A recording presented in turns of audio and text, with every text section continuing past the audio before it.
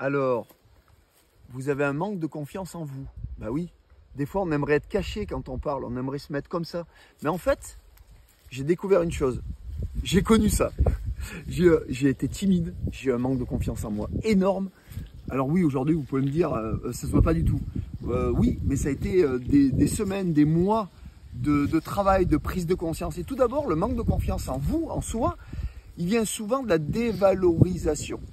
Alors ça part souvent des autres, mais ça part aussi souvent de soi, du discours interne qu'on se parle quand on se parle à nous-mêmes.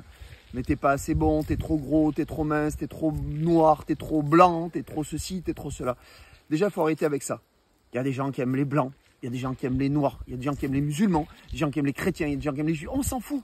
En fait, partez du principe que le jugement, c'est la plus grande erreur de la nature humaine. Tout le monde juge à l'apparence, à ceci, à cela. Alors on peut soigner son apparence, on peut soigner ceci, c'est vrai. Mais dites-vous une chose, qu'il y aura toujours des gens pour vous aimer. Déjà, c'est la première chose. Il y aura toujours quelqu'un qui va vous aimer tel que vous êtes. Mais déjà, la question numéro 1 à vous poser, c'est vous aimez-vous comme vous êtes? Parce que faites de vos faiblesses une force. Par exemple, je ne sais pas.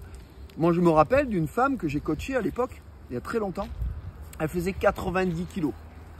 1m70, 90 kilos. On ne peut pas dire que les proportions font d'elle la mannequin par excellence. Ben, vous savez quoi?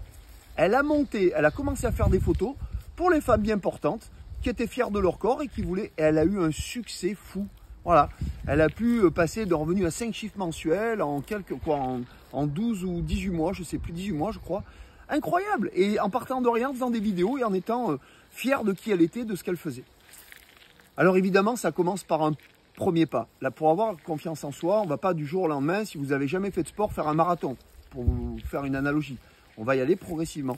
Donc peut-être, si vous avez un problème pour la prise de parole en public ou parler à des gens, etc., ben, vous commencez par des gens que vous connaissez dans votre entourage en leur demandant de faire un exercice pour voir si effectivement vous vous sentez à l'aise. Vous voyez, vous y allez petit à petit, step by step.